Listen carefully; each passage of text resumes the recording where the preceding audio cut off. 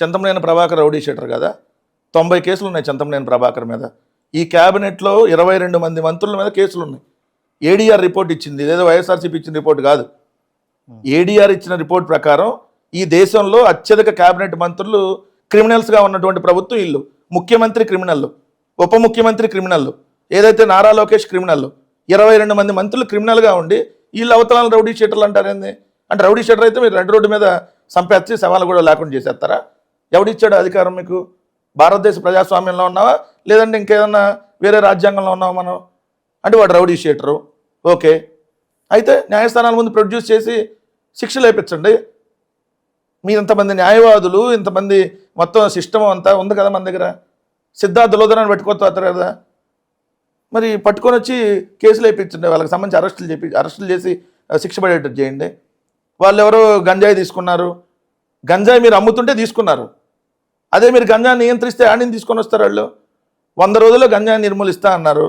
మరి అదే తెనాలిలో ఆ యువకులు గంజాయి తీసుకున్నారు అని అంటే మరి మీ ప్రభుత్వం గంజాయి అమ్మటం వల్లే కదా, గంజాయి ఇక్కడ దొరకటం వల్లే కదా.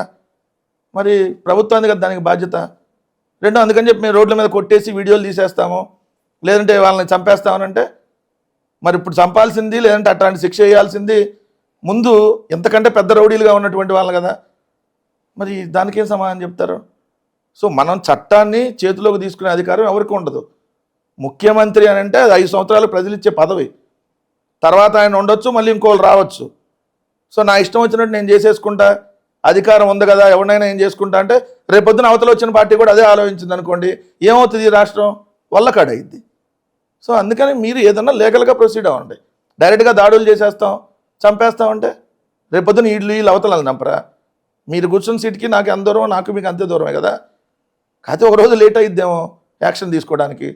మీరు 4 తీసుకొని వచ్చి ఈరోజు అటాక్ చేస్తే నేను మళ్ళీ మీ మీద అటాక్ చేయడానికి 4 రోజులు లేట్గా వచ్చాము, వదలరు కదా ఎవడో. సో ఈ ప్రభుత్వం గుర్తుపెట్టుకోవాల్సింది ఏంటంటే మీరు చట్టాన్ని చేతిలోకి తీసుకొని ఇష్టం వచ్చినట్టుగా మేము వ్యవహరిస్తామంటే అదే చట్టాన్ని అవతల వాళ్ళు కూడా చేతిలోకి తీసుకొని అంతకంటే ఎక్కువ చేస్తే ఏమైద్ది అనేది ఆలోచించాలి. ఆలోచించకుండా మేము మూర్ఖంగా వెళ్తామంటే వెళ్ళండి, వాళ్ళు ఆరంభించారు, యువతల వాళ్ళు దాన్ని ముగింపు పలుకుతారు. అక్కడ దాకా తెచ్చుకుంటున్నారు వాళ్ళు. ఇప్పటికైనా తెచ్చుకోకుండా ఆపితే మంచిది, కాకుండా అలా చేస్తే రేపొద్దున అదే జరుగుతుంది.